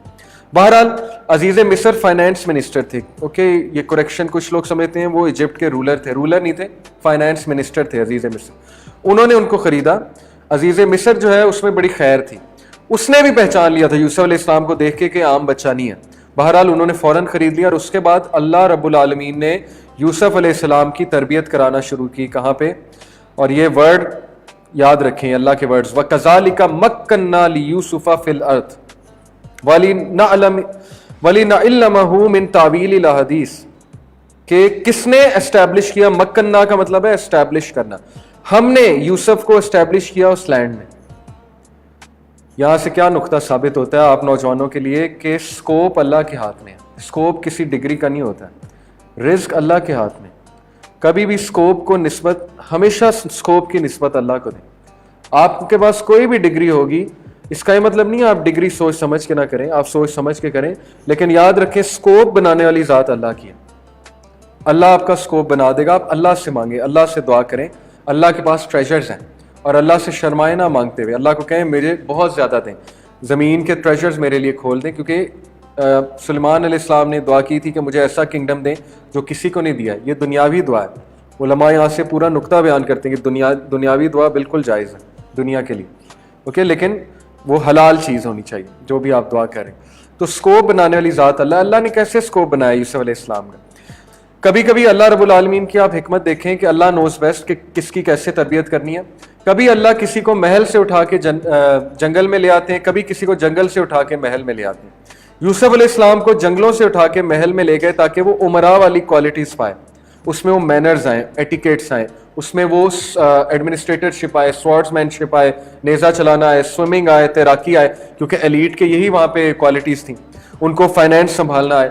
اور موسیٰ علیہ السلام کو محل سے جنگل میں لے گئے تھے کیونکہ موسیٰ علیہ السلام کی جو ریولوشن تھی وہ اور نیچر کی تھی. It was political in nature, okay. اور یوسف علیہ السلام کی جو ریولوشن تھی it was economic in nature. پتہ ہے نا آپ کو، اکنامک اپہیول ہوا تھا اس جگہ پہ، ایک فائنینس کا نیا وہ سسٹم لے کر آئے تھے. تو اس لیے اللہ نوز بیسٹ کہ کس کو. اسی طرح آپ کی لائف ڈیزائنڈ ہے. آپ کو جتنی ٹھوکریں لگ رہی ہیں وہ ڈیزائنڈ ہے، آلدو وہ آپ کی اپنی غلطیوں کی وجہ سے ہیں، لیکن اللہ نوز بیسٹ کہ آپ کو کہاں سے اٹھا کے کہاں پہ لانا ہے. اللہ ایک ایک انسان کو لک آفٹر کر رہا ہے، اوکے. کبھی یہ نہ سوچیں اللہ آپ کو لک آفٹر نہیں کر رہا، اور اللہ آپ کو زبردستی اس طرف لے جائے گا جو چیز آپ کے لیے بہتر ہے. جیسے پیرنٹس بچے کو زبردستی مار کے جوتیاں بھی مارنی پڑے لے جاتے ہیں، لٹرلی اس طرح اللہ آپ کو لے جائے گا اس طرف. آپ کو وہ چیز بہت کڑوی لگے گی، بہت مشکل لگے گی، لیکن قیامت والے دن آپ کو پتہ لگے گا کہ وہ چیز آپ کے لیے بہت بہتر تھی. یہ بھی بہت بڑا نقطہ ہے سورہ یوسف میں، ایک بہت بڑا پوائنٹ ہے. بہرحال اللہ نے انہیں تعویل الحدیث سکھائی. یوسف علیہ السلام کی وہاں پہ پرورش ہوئی. یوسف علیہ السلام کو سب سے پہلے انہوں نے باورچی خانے میں لگایا، اور وہاں پہ وہ جو ہیڈ باورچی تھا اس کے ساتھ ہوتے تھے. تو وہاں پہ انہوں نے یوسف علیہ السلام نے ریسیپیز چینج کرنا شروع کی کیونکہ وہ گاؤں سے آ رہے تھے اور وہاں پہ کچھ ریسیپیز تھیں. تو یہ بنی اسرائیلی روایات ہیں، ان پہ آپ نے ان کو بس سن لیں. تو بہرحال ان کی ریسیپیز عزیز مصر کو بہت پسند آئیں، اور عزیز مصر نے کہا کہ بچہ واقعی اسپیشل ہے، اس نے تو کھانے کا ٹیسٹ ہی چینج کر دیا. اسی طرح یوسف علیہ السلام کی ایک اور خاص بات جوانی میں کہ بچا ہوا کھانا وہ غربا کو دیتے تھے، مساکین کو دیتے تھے. یہ ایسی کوالٹی ہے، یعنی جاتے ہی یوسف علیہ السلام نے ایک ایسا ٹرینڈ لے کے آئے اس جگہ پہ کہ غربا مساکین ان کے قریب ہو گئے. اور عزیز مصر بھی بڑا امپریس ہوا کہ یہ بچے کو کوالٹیز چیک کرو، ایڈمنسٹریٹرشپ چیک کرو. پھر اللہ نے انہیں فیصلے کی بڑی قوت دی تھی. ایک بار وہ بڑی مشہور روایت میں آتا ہے نا کہ دو لوگ تھے، انہوں نے ایک نے چوری کی تھی، تو فیصلہ نہیں ہو رہا تھا کس نے چوری کی ہے، ثابت نہیں ہو رہا تھا. یوسف علیہ السلام گزرے قریب سے، انہوں نے سارا جب قصہ آبزرو کیا دیکھا تو انہوں نے کہا کہ اس کے کان میں کہا، جج کے کان میں، کہ آپ کو میں ایک ٹیکنیک بتاتا ہوں. ٹیکنیک یہ ہے کہ دونوں کے فیس کور کر دیں وہ کلوتھ سے تاکہ دیکھ نہ سکیں. اس کے بعد یوسف علیہ السلام نے کہا کہ ہاں یہی چور ہے، یہی چور ہے، اس کی گردن اڑا دو. تو وہ جو گردن اڑانے والا تھا اس نے تلوار نکالی اور کہتا کہ ٹھیک ہے میں اس کی گردن اڑا رہا ہوں. تو وہ ظاہر ہے دونوں کے چہرے پہ کور تھا، تو وہ جو چور تھا اس نے کہا کہ نہیں رحم کریں، تو چور پکڑا گیا. یہ ان کی ایک ٹیکنیک تھی. تو بہرحال اس سے بھی عزیز مصر بہت امپریس ہوا. اس نے کہا کہ یہ چھوٹا سا بچہ، اس کی حکمت چیک کریں، اس کے طریقے چیک کریں. یہاں سے آپ سیکھیں کہ 14-15 سال میں ان کی عقل کا لیول، اور 14-15 سال میں ان کے ایکٹس دیکھیں آپ کہ جہاں وہ گئے وہاں پہ پازیٹیو چینج لے کے آئے. یعنی بچا ہوا کھانا، کتنے سولوشن میکر تھے، وہ سولوشن اورینٹڈ تھے کہ بچے ہوئے کھانے کا آخر کیا کریں. تو انہوں نے سولوشن یہ نکالا غربا کو. اس طرح آپ کو اپنے والدین کو بجائے کہ بوجھ بننے کے، مطلب آج کی ہم یوتھ دیکھیں کہ مشورہ تو دور کی بات، وہ تو بوجھ ڈالتے ہیں مزید ماں باپ پہ. تو ماں باپ کے لیے آسانیاں کریٹ کرنی چاہیے. اپنے گھر میں کوئی ایسا پروجیکٹ، کوئی ایسی چیز شروع کرنی چاہیے جو آپ کو فائدہ دے، آپ کے ماں باپ کو فائدہ دے، اور جو سولوشن اورینٹڈ چیز ہونی چاہیے. تو اکثر میں آج کی یوتھ کو کہتا ہوں کہ ہم مزید بوجھ ڈالتے ہیں، ہم مزید مہنگائی بڑھاتے ہیں، ہم مزید خواہشات کرتے ہیں، ضد کرتے ہیں، پیرنٹس پہ پیرنٹس کے سامنے وہ چیزوں کی فرمائش کرتے ہیں جو وہ بیچارے ہمیں نہیں دے سکتے. تو ٹوٹلی اپوزٹ ہے. اس لیے یوسف علیہ السلام کے کردار سے سیکھنا چاہیے کہ کتنے سلجھے ہوئے بچے تھے. بہرحال اس کے بعد انہوں نے اس کو ہیڈ باورچی بنا دیا, بنی اسرائیل کی روایات میں آتا ہے. اور یوسف علیہ السلام کو دیکھیں اب اللہ کنٹرول دے رہے ہیں. ہیڈ باورچی کی مرضی ہے بچا ہوا کھانا جس مرضی کو دے. تو جب آپ کوئی گڈنس کریں گے اللہ آپ کو اوپر لائیں گے. یہ سیکھ لیں اسٹوری سے پوائنٹ. کبھی بھی حل جزاء الاحسان الا الاحسان, کبھی بھی کوئی اچھا کام کرتے ہوئے نہ گھبرائیں. یہ نہ سوچیں کہ یار میں نے اچھا کام کیا تو میں پھنس نہ جاؤں, میں نے اس کے ساتھ اچھائی کی تو پتہ نہیں ریٹرن آئے گا کہ نہیں آئے گا. اور بھائی اچھائی کریٹ کرنے والا آپ کو گارنٹی دے رہا ہے, آپ کو انسانوں سے گارنٹی چاہیے.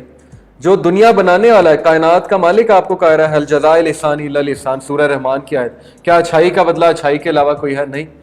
تو آپ اچھائی کرنا نہ چھوڑیں چاہے اگلا آپ کے ساتھ اچھائی نہ کرے. تو دیکھیں ان کی اچھائی انہیں اوپر لے کے آئی اور ان کو کنٹرول ملا. تو آپ کو آپ کی اچھائی سے کنٹرول ملے گا. اکثر میں جو کارپوریٹ سیکٹر میں جب ٹریننگ ہوتی ہے تو وہاں پہ یہ پوائنٹ سورہ یوسف سے میں سمجھاتا ہوں کہ آپ اپنی کمپنی میں اچھا کرنا نہ چھوڑیں, سچ بولنا نہ چھوڑیں, کمٹمنٹس نبھانا نہ چھوڑیں. آپ خود اوپر آئیں گے, آپ ٹاپ پوزیشن پہ آئیں گے. پنکچویلٹی دکھانا نہ چھوڑیں. اور باس کی جو ہے وہ ایک تو ہوتا ہے نا فلیٹرنگ, جس کو ایک اور ورڈ بھی کہتے ہیں, I don't want to use that word. ایک ہوتا ہے کہ باس کو آپ دکھائیں آگے آگے ہو کے کہ آپ سولوشن میکر, سولوشن اورینٹیڈ ہیں, آپ خود اوپر آ جائیں گے because you are a good person. یہ ہے یوسف علیہ السلام کی حکمت, ایڈمنسٹریٹرشپ, اللہ انہیں اوپر لے آئے. پھر یوسف علیہ السلام پڑھے لکھے بھی تھے. تو عزیز مصر کو وہ بکس نریٹ کرا کرتے تھے, سٹوریز سنایا کرتے تھے. عزیز مصر بہت شوقین تھے, بہت زیادہ. He was so much fond of Yusuf علیہ السلام. ہی یوزڈ ٹو لو ہم لائک اے سن.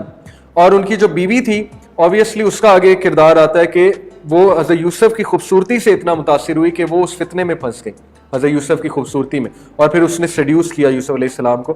اسی طرح یوسف علیہ السلام کی خوبصورتی مشہور ہو گئی تھی اس زمانے میں. لوگ دور دور سے انہیں دیکھنے آیا کرتے تھے, چھپ چھپ کے کھڑکیوں سے دیکھتے تھے جب یوسف علیہ السلام کوئی کام کر رہے ہوتے تھے. اب ساتھ ساتھ اللہ عزیز مصر کے تھرو یوسف علیہ السلام کو تیراکی بھی سکھا رہے ہیں, سوارڈز بھی سکھا رہے ہیں, نیزہ بازی بھی سکھا رہے ہیں, اپنے ساتھ ساتھ رکھتے تھے. ایک بڑا مشہور واقعہ آتا ہے کہ یہ جو فرعون تھا اس دور کا, ایک بار عزیز مصر یوسف علیہ السلام کو اس فرعون کے دربار میں اپنے ساتھ لے گئے اپنا بیٹا بنا کے. تو فرعون کا جو بیٹا تھا جو سائڈ پہ اس کے ساتھ یہاں بیٹھا ہوا تھا, جب اس نے یوسف علیہ السلام کو دیکھا تو وہ اٹھا اپنے تخت سے اور اٹھ کر وہ جھکا یوسف علیہ السلام کے سامنے. اس نے جھک کر یوسف علیہ السلام کو سلام کیا.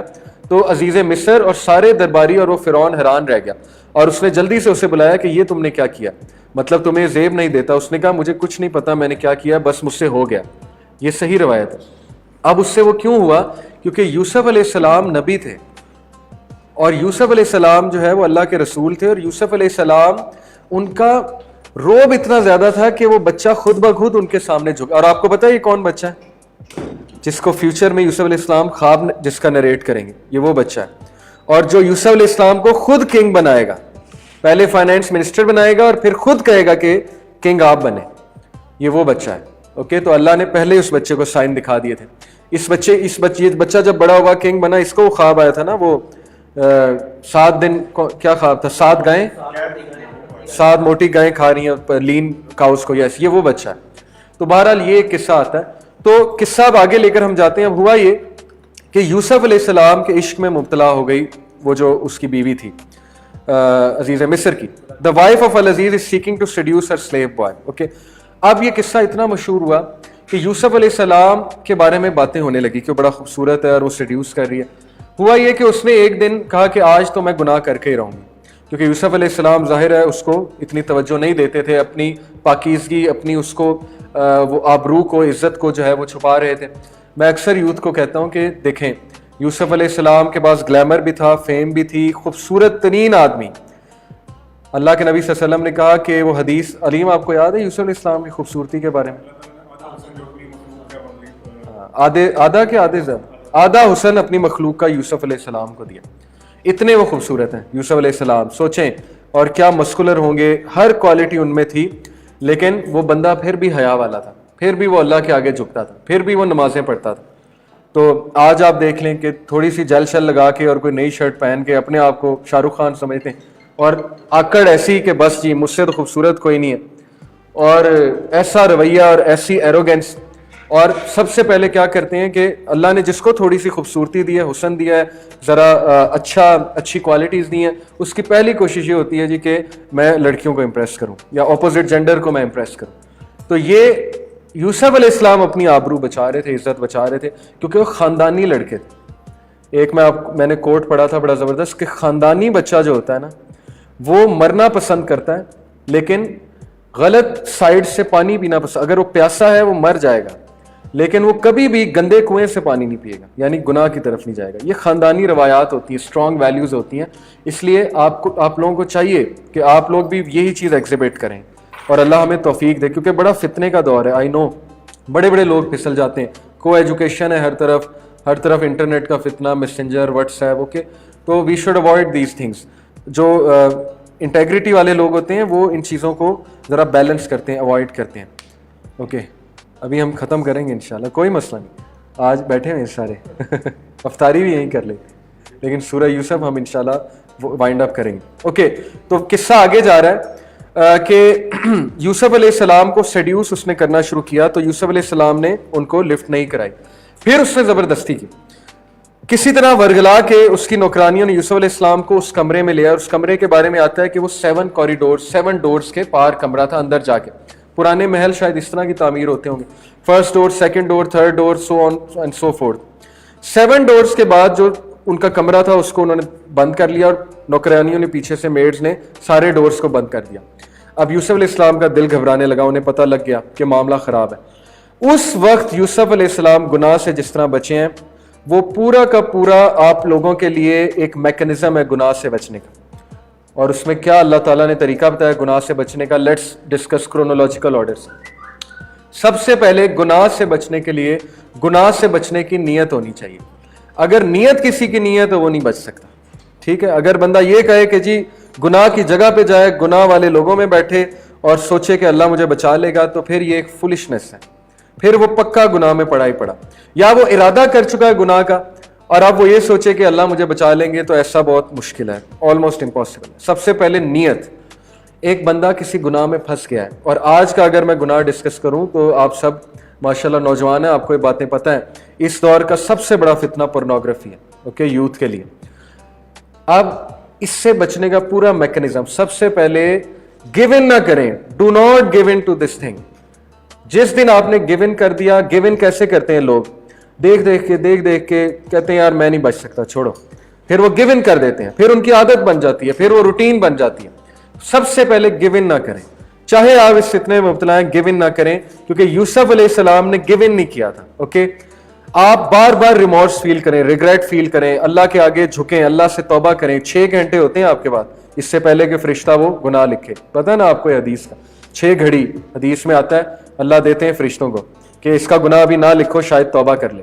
تو توبہ کریں. سب سے پہلا نیت شو کریں گناہ سے بچنے کی. اوکے, دوسرا, جب آپ نیت شو کریں گے اللہ آپ کو اپرچونٹی دے گا, اللہ آپ کو کوئی سائن دکھائے گا. اللہ نے اپنے نبی کو برہان دکھایا کہ نہیں دکھایا؟ یوسف علیہ السلام نے خود کہا کہ شاید میں نہ بچ سکتا اگر میرا رب مجھے برہان نہ دکھاتا. وہ برہان کیا تھا؟ اس کی مختلف انٹرپریٹیشن ہے. انہیں سورہ نور کی آیت نظر آئی تھی کہ ولا تقربوا الزنا, زنا کے قریب ہی نہ جاؤ. اب آپ یہ سوچیں گے سورہ نور اس دور میں کہاں سے آ گئی؟ تو لوح محفوظ میں قرآن شروع سے ہے, لوح محفوظ سے آیت دکھائی اللہ نے, اور یہ سب سے اوتھینٹک ویو ہے تفسیر ابن کثیر میں. دوسرا ویو یہ ہے کہ انہیں عزیز مصر کی شکل نظر آئی. جب انہیں اپنے مالک کی شکل نظر آئی عزیز مصر, تو انہیں احساس ہوا کہ یار میں کیا کر لوں گا, یہ تو بہت بڑی بے وفائی ہوگی اگر میں اپنے مالک کی بیوی کے ساتھ ایسے کر لوں گا. تیسرا آتا ہے کہ انہیں شیطان ہنستا ہوا نظر آیا, یہ برہان تھا اللہ کا. اسی طرح انہیں ایک اور آتا ہے, چوتھا ویو کیا ہے کہ انہیں جی حضرت یعقوب علیہ السلام اپنے فادر کی شکل نظر آئی. جزاک اللہ. تو یہ ہے 4-5 برہان اللہ کی طرف سے. اب انہوں نے برہان سے, اپرچونٹی سے فائدہ اٹھایا. تو جب آپ نیت شو کریں گے, ہو ہی نہیں سکتا اللہ آپ کو برہان نہ دے, اپرچونٹی نہ دے. کیسے دے گا؟ گناہ ڈیلے ہو سکتا ہے. اوکے, اچانک سے انٹرنیٹ چلا گیا, اچانک سے جو ہے وہ کچھ اور ہو گیا, ایسی چیزیں. یہ ذرا مجھے دیں گے, میرا ہو رہا ہے, ختم ہو رہا ہے. اوکے, یا کوئی آ جائے گا اچانک سے, یا آپ کے پیرنٹس بلا لیں گے, یا کچھ ہو جائے گا. یہ برہان ہے, اس کو پکڑیں, اس کو اگنور نہ کریں. یا کوئی گیسٹ آ جائے گا, ٹھیک ہے, یا آپ کا دل کرے گا وہاں سے اٹھنے کا, آپ کا دل گھبرانے لگ جائے گا. اس سے بڑا برہان آپ کو اور کیا چاہیے؟ تو ان کو فائدہ اٹھائیں, ان کو اگنور نہ کریں, ان برہان کو, ان سائنس کو. اگر آپ نے فائدہ نہ اٹھایا پھر نہیں بچ سکیں. تو یوسف علیہ السلام کو جب برہان دکھایا انہوں نے فائدہ اٹھایا, پھر اس کا ریوارڈ اللہ نے یہ دیا کہ امپاسبل کو پاسبل کر دیا. ساتھ کے ساتھ انہوں نے دوڑ لگائی. تیسرا کیا ہے؟ دوڑ لگائیں. اوکے, گناہ والی جگہ پہ نہ بیٹھے رہیں. جب آپ کا ٹرگ ہو گئی نا آپ کی کوئی چیز, اوکے, انٹرنیٹ یوز کر رہے تھے, اچانک سے کوئی امیج نظر آ گئی, کوئی اور چیز نظر آ گئی, کوئی مووی میں کوئی ایسا سین نظر آ گیا, اچانک سے ٹرگ ہو گئی وہ چیز, تو وہاں بیٹھے نہ, جمے نہ رہیں, ورنہ وہ ٹریگر ایسا حاوی ہوگا آپ پہ کہ آپ کو پکڑ لے گا, آپ کو قابو میں کر لے گا. دوڑ لگائیں. کیونکہ یوسف علیہ السلام وہاں رکے نہیں رہے برہان دیکھنے میں. انہوں نے کیا کیا برہان کیا, انہیں پتا تھا. وہ یہ نہیں کہہ سکتے تھے میں دوڑ کیسے لگاؤں, دروازے تو بند ہیں, سوچ سکتے تھے نا. انہوں نے کیا سوچ کے دوڑ لگائی کہ میرا رب دروازے کھول دے گا. تو ریزلٹس نہ سوچیں. ہم لوگ کیوں نہیں بچتے فتنے سے؟ میں ایک پڑھ رہا تھا گورے کا آرٹیکل, اس نے بڑی خوبصورت بات لکھی تھی. اس نے کہا تھا کہ the reason people fail to control their addiction is because of fear of future. وہ کہتے ہیں یار 3 دن بعد پھر میں فتنے میں پڑ گیا, 4 دن بعد پھر یہ عادت واپس آ گئی, تو کیا فائدہ. اس کا مطلب ہے آپ لانگ ٹرم چیز کو سوچ رہے ہیں. کبھی نہ سوچیں لانگ ٹرم کو. ہر دن کو نیا دن لیں, اس دن کو سیو کریں, بس ہر دن کو نیا دن تصور کریں. کچھ لوگ آتے ہیں نا, وہ کہتے ہیں کہ ہم نے بڑی کوشش کی ہے نمازیں پڑھنے کی, ہم نے بڑی کوشش کی ہے میوزک چھوڑنے کی, نہیں جی عادت ہی نہیں چھوٹتی. اس لیے نہیں چھوٹتی کیونکہ آپ دیکھ رہے ہیں, فیوچر دیکھ رہے ہیں کہ یار نہیں ہفتے بعد پھر چھوٹ جائے گی, 10 دن بعد پھر چھوٹ جائے گی. اور بھائی آپ ایک دن کو تو سیو کریں نا. کل کا کس نے دیکھا, کل موت آ گئی, پھر ایک دن تو 5 نمازیں پڑھیں نا, پھر کل آئے گی تو دیکھا جائے گا. تو شارٹ ٹرم گولز رکھنے چاہیے سائیکولوجیکلی اسپیکنگ, اوکے, اور ان پہ کنسسٹنٹ رہیں. تو یوسف علیہ السلام نے یہ نہیں دیکھا کہ دروازے کھلیں گے کہ نہیں کھلیں گے, یہ جسٹ رین اوے, دوڑ لگا دی. آپ بھی جب گناہ کے نزدیک ہوں آپ کو اٹھنا چاہیے وہاں سے, ورنہ نہیں بچیں گے. جیسے کہ آپ لیٹے ہوئے ہیں تو کھڑے ہو جائیں, اوکے, بیٹھے ہوئے ہیں تو اٹھ کے پانی پی لیں, کوئی اور ٹریگر لے کر آئیں اپنے لیے, کوئی اور چیز لے کر آئیں, okay. You have to do this. مشکل ہے بہت, لیکن آپ کو میں صبر کی بھی سائنس پوری بتا دوں. سائیکولوجیکلی اسپیکنگ صحیح بخاری سے ثابت ہے, اللہ کے نبی صلی اللہ علیہ وسلم نے کہا کہ جو صبر کرنا چاہتا ہے اللہ اسے صبر دیتا ہے. اور اس سائیکولوجیکلی میں آپ کو پروف کرتا ہوں کہ جب آپ پہلے ٹریگر کو اوائڈ کریں گے دوسرا ٹریگر اوائڈ کرنا آسان ہوگا, دوسرے کو کریں گے تیسرا آسان ہوگا. اس طرح آپ اتنے اسٹرانگ بن جائیں گے. جیسے ایک کمزور آدمی سے یہ شاید چیئر نہ اٹھائی جائے ایک بچے سے, لیکن ایک بڑے سے اٹھائی جائے گی کیونکہ اس کے مسل زیادہ اسٹرانگ ہیں. اسی طرح برینز کے جو نیورونز ہوتے ہیں وہ اسٹرانگ کنیکشنز بناتے ہیں اس چیز کو اوائڈ کرنے کے, اوکے. لیکن اگر آپ نے اس ٹریگر کو اوائڈ نہ کیا تو آپ کے نیورونز باقاعدہ وہ کنیکشنز بنا لیں گے. کنیکشنز لٹرلی وہ کنیکشنز بناتے ہیں. مثال کے طور پہ جب بھی آپ کو غصہ آئے گا آپ کا برین آپ کے مسلز کو یہ میسج بھیجے گا کہ یہ گناہ کر, کیونکہ آپ نے غصے کو ایسوسیٹ گناہ سے کر لیا, اوکے. بار بار جب بھی آپ کو کوئی فرسٹریشن ہوگی آپ کو میسج بھیجے گا کہ فرسٹریشن میں یہ کر, اور مجبوراً آپ کو کرنا پڑے گا. اس لیے وہ کنیکشنز نہ بننے دیں, اٹھ جائیں, ٹھیک ہے, فوراً وہاں سے. تو انہوں نے دوڑ لگائی, اور جب انہوں نے دوڑ لگائی تو دروازے سارے ان کے لیے کھل گئے. یہ ہے گناہ سے بچنے کا پورا میکینزم کہ ریزلٹس اللہ کے ہاتھ میں. آپ یہ مت سوچیں کل چھوٹے گا پرسوں چھوٹے گا کہ نہیں چھوٹے گا, اللہ کے ہاتھ میں. اللہ نے چھڑوانا ہو اللہ چھڑوا دیں گے. اور پھر اس کے بعد سٹوری آگے جاتی ہے. بس ہمارے پاس 7-8 منٹ اور ہیں. سٹوری آگے اس طرح جاتی ہے کہ یوسف علیہ السلام پہ پھر مزید اس عورت کو سیکھ جانا چاہیے تھا کہ یوسف کوئی اللہ کا نیک بندہ ہے, لیکن وہ مزید اپنے گناہ میں بڑھ گئی, مزید تکبر میں آ گئی. جب دروازہ کھلا تو باہر عزیز مصر تھا, اور اس نے فوراً الزام لگایا کہ اب یہ وقت آ گیا کہ تمہاری بیوی کو یہ جو ہے سیڈیوس کرے گا اور ایسے کرے گا. تو یوسف علیہ السلام کی گواہی اس وقت ایک چھوٹے شیرخوار بچے نے دی تھی, جس نے کہا تھا کہ اگر یوسف کی قمیض پیچھے سے پھٹی ہے تو یہ عورت ذمہ دار ہے, آگے سے پھٹی ہے تو یہ ذمہ دار ہے. تو جب دیکھا تو قمیض پیچھے سے پھٹی تھی. تو عزیز مصر کو بھی یوسف علیہ السلام کا پتا تھا. اس نے کہا کہ یہ عورتوں کا فتنہ تو بہت بڑا فتنہ ہے بھائی, اوکے, عورتوں کا فتنہ, یہ جو عورتیں ہیں یہ بہت بڑی کو سازش کر رہی ہیں. یوسف ٹھیک ہے, لیکن اس کے بعد وہ بیچارہ مجبور تھا, پیئر پریشر میں آ گیا. ہوا یہ کہ یوسف علیہ السلام کے خلاف پوری ایک سازش کی اس عورت نے, اور سازش یہ تھی کہ اب ظاہر ہے اس کا مذاق اڑ رہا تھا, عورتیں باتیں کر رہی تھی. اس نے کہا کہ چلو میں جواب دیتی ہوں ان عورتوں کو, یہ میرے خلاف باتیں کرتی ہیں, اسکینڈلز بناتی ہیں. اس نے کہا میں ان سب کو بلاؤں گی, عمرا کی خواتین کو, ایلیٹ کلاس خواتین تھی, ان کو اس نے پورے ایک ڈرائنگ روم میں بٹھایا بڑے سے, اور یوسف علیہ السلام کو کہا کہ چل کے آؤ. اب وہ کوریڈور ٹائپ ڈرائنگ روم تھا. یوسف علیہ السلام جب انٹر ہوئے ہیں اور چل کے آئے ہیں تو ان عورتوں کے الفاظ قرآن میں نقل ہیں کہ یہ تو کوئی ھذا ملک کریم, یہ تو کوئی خوبصورت فرشتہ ہے, یعنی کہ بہت ہی نوبل فرشتہ ہے, اتنا خوبصورت انسان تو ہم نے زندگی میں آج تک نہیں دیکھا. اس حد تک مگن ہو گئی ان کی خوبصورتی میں کہ اپنی انگلیاں تک انہوں نے کٹ کر دی, کٹس لگا دی نا انگلیوں پہ, چھری سے کاٹتے ہیں فروٹس وغیرہ, کٹ کر دی انہوں نے اپنی انگلیاں. تو پھر وہ جو عورت تھی اس کو تسکین نہیں, اس نے کہا دیکھا میرے خلاف باتیں کرتی ہو, آپ بتاؤ. تو انہوں نے کہا واقعی اگر تم اس کے لیے پھسل گئی تھی تو پھر تم جسٹیفائڈ ہو.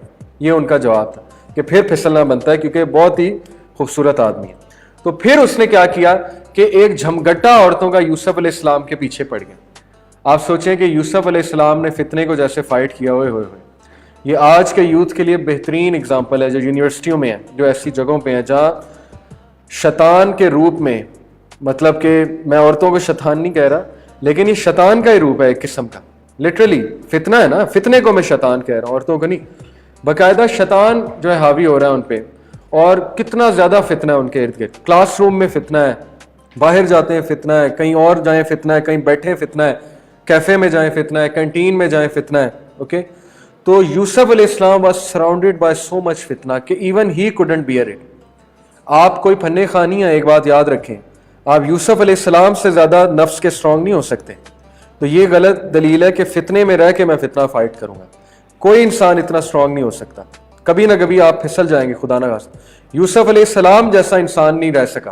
انہوں نے ایک دعا کی, اللہ جیل میں ڈال دیں لیکن اس فتنے سے. یہ اللہ کے نبی کہتے ہیں کہ یوسف کی دعا چیک کرو کہ جیل کے لیے دعا کر رہے ہیں یوسف علیہ السلام. آپ سوچیں کوئی بندہ اپنے لیے قید کی دعا کرے گا؟ یوسف علیہ السلام کا آپ کیریکٹر دیکھیں, ان کی حیا دیکھیں. وہ کہتے ہیں کہ مجھے جیل میں پھینک دے اللہ لیکن میں یہ گناہ کرنا مجھے پسند نہیں ہے, اور اللہ نے وہ دعا قبول کی. تو آپ کے لیے, یوتھ کے لیے بھی یہی ہے کہ بھاگنا چاہیے, دوڑنا چاہیے فتنے سے. میں لٹرلی ایک بندے کو جانتا ہوں, وہ بچہ ہیڈ بوائے تھا سائکس میں, اس کا نام اس لیے نہیں میں لوں گا کیونکہ اس نے مجھے خود منع کیا. اب ماشاءاللہ بڑا نیک ہے اور اللہ اسے مزید استقامت دے. وہ بچہ چینج ہوا, اور وہ ایسا بچہ تھا جس کے بارے میں ہم ایزیوم بھی نہیں کر سکتے تھے یہ کبھی چینج ہوگا. ٹھیک ہے, وہ فل ممی ڈیڈی, اور وہ گرل فرینڈ بھی تھی اس کی. بہرحال اب وہ لمز میں ماشاءاللہ لاء کی ڈگری کر رہا ہے, اور اس کے بارے میں نے اس کے کلاس فیلو, اس کا کلاس فیلو بھی میرا اسٹوڈنٹ تھا سائکس میں. میں نے اس سے ایک دن پوچھا کہ وہ کیسا ہے, لڑکا کیسا ہے, اس کا نام لے کے. تو اس نے کہا کہ وہ تو نظر ہی نہیں آتا لمز میں. میں نے کہا کیا مطلب؟ کہتا اس سے ملاقات ہی نہیں اتنی ہوتی, جیسے ہی کلاس ختم ہوتی ہے وہ نظریں جھکاتے ہوئے گولی کی طرح نکلتا ہے اور گھر چلا جاتا ہے, کہیں نہیں بیٹھتا. تو ایسے بچے بھی تو ہیں نا.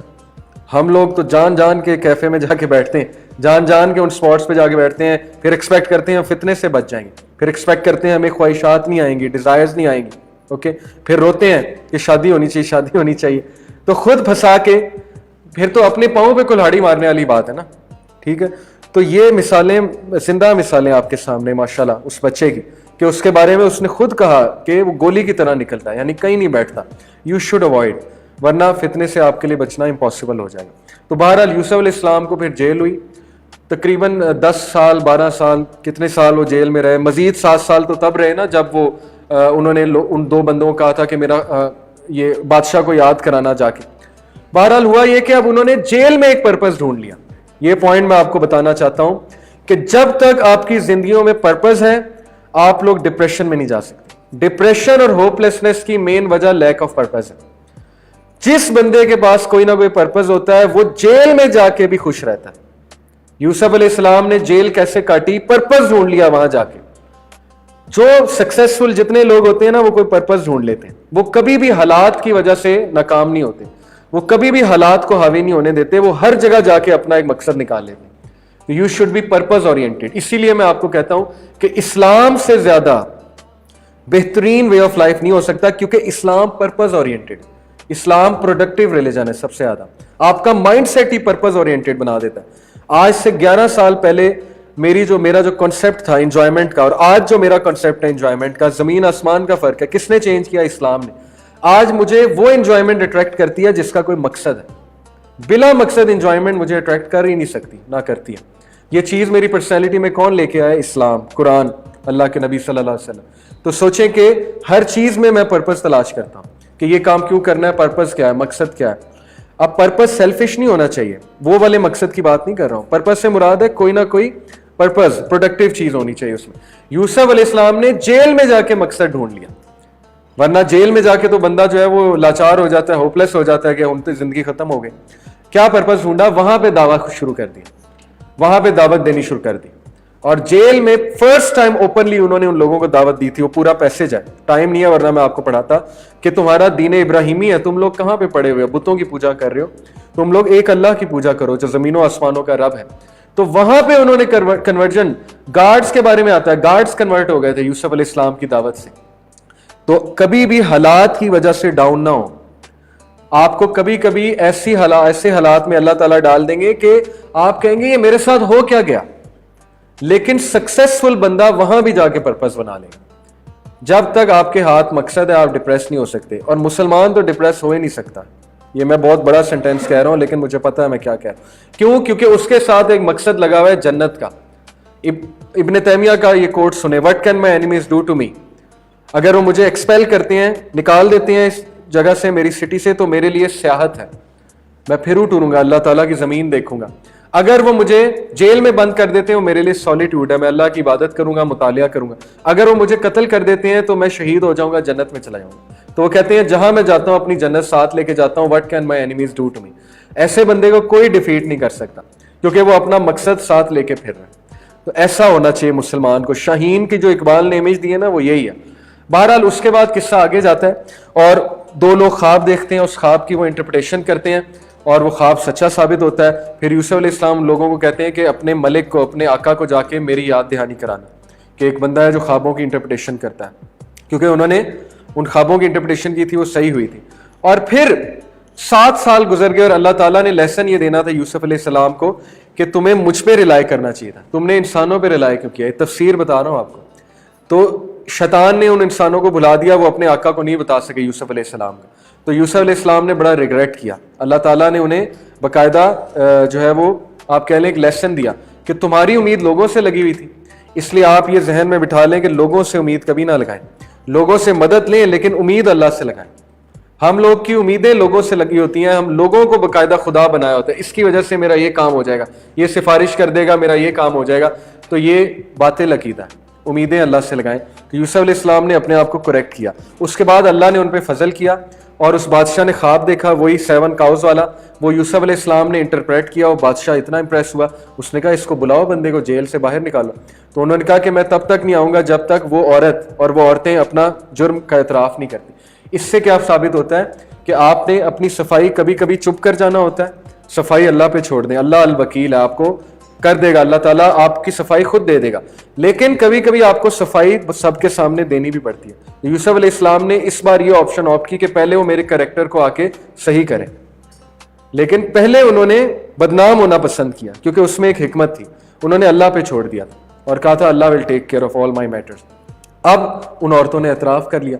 उसके बाद स्टोरी आगे जाती है कि यूसुफ अलैहिस्सलाम लिटरली पहले फाइनेंस मिनिस्टर बनते हैं और फिर वो किंग ऑफ इजिप्ट बनते हैं और फिर उनके भाई आते हैं। आप देखें स्टोरी का एक और पहलू, अब अल्लाह कैसे उनके भाइयों को यूसुफ के सामने लाते हैं और उनके भाई यूसुफ अलैहिस्सलाम को पहचानते भी नहीं, लेकिन यूसुफ अलैहिस्सलाम फौरन पहचान जाते हैं क्योंकि भाइयों की शक्लें वही थी, वो जवानी में जुदा हुए थे। यूसुफ अलैहिस्सलाम ने फौरन पहचान लिया और फिर एक पूरी स्ट्रेटेजी की कि अपने भाई बिन्यामीन को वहीं पे रख लिया, उनके बैग में वो एक चीज़ रखवा के। पता है ना आपको ये स्टोरी पूरी कि वो हिकमत थी यूसुफ अलैहिस्सलाम की। और फिर उन्होंने भाइयों ने अपने अब्बू को जाके बताया कि बादशाह ने बिन्यामीन को रख लिया, वो तो चोर है। तो यूसुफ अलैहिस्सलाम के वालिद को इतना दुख हुआ, उन्होंने कहा फिर कोई स्टोरी बना रहे हैं। यहाँ पे उन्होंने वो अल्फाज कहे, उन्होंने कहा कि बेशक मैं अल्लाह पे यकीन रखता हूँ और अल्लाह ताला दोनों को वापस ले आएगा। यानी हुस्न ज़न की इंतहा अल्लाह से। ये होपलेस सिचुएशन थी, इसलिए अल्लाह के बारे में अच्छे अल्फाज कहा करें, हमेशा ये कहा करें अल्लाह बेहतर करेगा, अल्लाह बेहतर, अल्लाह ताला देगा, अल्लाह ताला ठीक कर देगा। आप वाकई देखेंगे अल्लाह ताला ठीक कर देगा क्योंकि वो दोनों को वापस ले आए। तो हुस्न ज़न की इंतहा है अल्लाह से हुस्न ज़न। फिर हुआ ये कि वो जब वापस गए, उन्होंने कहा जी कि यूसुफ भी चोर था, इसका भाई भी चोर था और ये भी चोर है। तो यूसुफ अलैहिस्सलाम को इतना दुख हुआ कि मेरा अपना खून क्या अल्फाज कह रहा है, लेकिन उन्होंने अपने इस गुस्से को और इस दुख को काबू में रखा। और फिर बाद में किस्सा ऐसे आ गया था, यूसुफ अलैहिस्सलाम ने खुलेआम ऐलान किया कि मैं यूसुफ हूँ। तो उनके भाई हैरान रह गए और उनके भाइयों ने फिर बाकायदा उनसे माफ़ी मांगी और गिर पड़े उनके सामने। और फिर उन्होंने कहा ये शर्ट मेरे वालिद को जाके दो। तो जब उन्होंने शर्ट, और दूर से उनके वालिद को खुशबू आ गई, नबी थे ना, उन्हें अल्लाह ताला ने क्या क्या मिरेकल्स दिए हुए थे। दूर से अभी भाई आ रहे हैं तो याकूब अलैहिस्सलाम कहते हैं कि मेरे बच्चे की खुशबू मुझे आ रही है। तो वो जो इर्द गिर्द लोग थे, कुरान के अल्फाज हैं, उन्होंने कहा सठिया गए हैं। कुरान के अल्फाज में आपको बता रहा हूँ कि बुढ़ापे में ज़्यादा ही बूढ़े हो गए हैं, अल्लाह रहम करे, मतलब कि अजीबोगरीब बातें करने लगे। तो बाद में जब भाई आए तो वाकई वो शर्ट थी, और वो शर्ट उन्होंने जब अपनी आंखों के साथ लगाई उनकी बिनाई वापस आ गई। देखें नाबीना हो चुके थे, इतना दुख यूसुफ अलैहिस्सलाम की जुदाई का। इससे ये साबित होता है कि दुख नेचुरल है लेकिन डिप्रेशन नेचुरल नहीं है। परेशान होना नेचुरल है लेकिन परेशान रहना नेचुरल नहीं है। तो इन्ना माशकू बस्सी व हुज़्नी इलल्लाह, ये आपके लिए की है, चाबी है इसमें, कि उन्होंने कहा बेशक मैं अपना, इन्नमा अश्कू बस्सी, बस कहते हैं एक कॉन्टिन्यूस स्टेट ऑफ गम को, कि बंदा गमज़दा है। गमज़दा का मतलब डिप्रेस नहीं है। बहुत से लोग सैडनेस को डिप्रेशन समझते हैं और वो कहते हैं मैं डिप्रेस हूँ। Don't confuse, depression is something else, वो मैं आपको फिर कभी बताऊंगा। बस होता है कि कॉन्टिन्यूस सैडनेस, आपका प्यारा आपसे चला गया है तो आप सैड हो जाते हैं उसमें। और हुज़्नी, हुज़्न कहते हैं कि ग्रीफ को, बहुत ज्यादा ग्रीफ जो अंदर ही अंदर इंसान को खा जाए, और लिटरली वो गम उन्हें खा गया था। जैसे अल्लाह के नबी सल्लल्लाहु अलैहि वसल्लम को हज़रत खदीजा का गम बहुत ज़्यादा अफेक्ट करता था। तो बहरहाल उनकी बिनाई चली गई थी और उन्होंने फार्मूला क्या बताया कि अल्लाह से शेयर करो, अल्लाह स्ट्रेंथ देगा। लोगों से शेयर ना करो, अल्लाह से शेयर करो। हुज़्नी इलल्लाह, अल्लाह से मैं शेयर करता हूँ। तो बहरहाल ये स्टोरी का एंड होता है कि फिर वो यूसुफ याकूब अलैहिस्सलाम को उनकी तरफ लेके जाते हैं, और जब वो वहाँ पे पहुँचते हैं तो यूसुफ अलैहिस्सलाम, क्या वो मंजर होगा कि यूसुफ अलैहिस्सलाम अपने वालिद को जब देखते हैं और वालिद जब यूसुफ को देखते हैं अलैहिस्सलाम, तो बाप बेटा कैसे गले मिलते होंगे और कितना रोते होंगे आपस में मिलके। तो ये बड़ी इमोशनल स्टोरी है, और इसमें लेसन फिर अल्लाह ताला यही देते हैं कि कामयाबी उसी की है जो एहसान करता है। दुनिया जितनी मर्जी साजिश, भाइयों ने कोई कसर नहीं छोड़ी यूसुफ अलैहिस्सलाम को डाउन करने की। वो जो थी, क्या नाम था, बानो, क्या कुदसिया नाम था, बिल्किस, बिल्किस आता है नाम, उसने कोई कोशिश नहीं की यूसुफ अलैहिस्सलाम को डिफेम करने की, कोई कोशिश, हर कोशिश की, कोई उसने एफर्ट नहीं छोड़ी, लेकिन डिफेंड किया अल्लाह ने। तो क्या आपको सबक मिलता है कि दुनिया एक तरफ और अल्लाह एक तरफ, पूरी कायनात आपके खिलाफ जमा हो जाए, लेकिन अगर आप हक पे हैं, अगर आप अल्लाह के प्यारे हैं, अल्लाह ताला आपको इज्जत भी देगा। अल्लाह ताला आपको उस जगह से ऐसी इज्जत देगा जैसे यूसुफ अलैहिस्सलाम तख्त पे बैठे हैं और भाई सामने माफी मांग रहे हैं। रिश्तेदारों के साथ सिला रहमी करें, उन्हें माफ करें, बहन भाइयों को माफ करें, उनके साथ सख्ती ना करें, उनसे लाताल्की ना करें, उनसे प्यार करें, उनके साथ जुड़े रहें, और जब वो माफी मांगे उनको माफ करें। फिर आप देखें अल्लाह आपको क्या इज्जत देगा, अल्लाह आपको किस मुकाम पे ले जाएगा, आप सोच भी नहीं सकते। और लोग आपके खिलाफ साजिशें करें तो सब्र करें, अल्लाह पे छोड़ दें। जहां सफाई देनी बनती है वहां सफाई दें, लेकिन जहां चुप रहना बनता है वहां चुप रहें। जहां झगड़ा नहीं करना वहां झगड़ा ना करें। और अल्लाह इज योर वकील, अल्लाह अल वकील है, डिस्पोजर ऑफ अफेयर्स है। अल्लाह आपको स्टेटस भी देगा, अल्लाह लोगों को आपके साथ अटैच भी करेगा, आपसे मोहब्बत भी करेंगे। और यही कुरैश ने अपनी आंखों से देखा। हमें तो कुरान इसलिए अफेक्ट नहीं करता कि हमारे लिए किस्से कहानियां हैं। अबू सुफियान जैसे शख्स के लिए रोते थे वो, आपको पता है, हिदायत लाने के बाद, क्योंकि अपनी आंखों से देखा था रसूल अल्लाह को, मक्के से निकलते भी देखा था और मक्के का किंग बनते भी देखा था। तो क्या ईमान था अबू सुफियान रज़ियल्लाहु अन्हु का। लेट आए लेकिन किस ईमान के साथ आए, देखा अपनी आंखों से कि कुरान सच्चा है। कुरान ने कह दिया था कि मेरा रसूल जो है वो गालिब आके रहेगा। मैंने लिख दिया है कि मेरा रसूल गालिब आएगा। ये सूरह चैप्टर 58 कौन सी है, उसकी वर्स है, कतबल्लाहु ला गलिबन्ना अना व रसूली, कि अल्लाह ने लिख दिया है कि वो और उसका रसूल गालिब आएगा। तो बात खत्म हो गई। इसलिए इस्लाम इज द हक। आप लोग बेशक इस्लाम प्रैक्टिस ना इतना करें, लेकिन इस्लाम से फिर ना जाना, क्योंकि Islam is going to win with और विदाउट यू। इस्लाम जीतेगा। अभी आपको अमेरिका ऊपर नजर आ रहा है और आपको शशके नजर आ रहे हैं, लेकिन असल में इस्लाम ने ऊपर आना है। इसलिए इस्लाम के साथ जुड़ जाएं, इस्लाम के साथ लग जाएं, इससे पहले कि आप पीछे रह जाएं और इस्लाम आगे निकल जाए और मुसलमान आगे निकल जाए। जज़ाकुमुल्लाह खैर, it was nice staying with you. अब ज़िशान की क्लासेस होंगी, मेरा टेन्योर आपके साथ खत्म हुआ। बारकल्लाह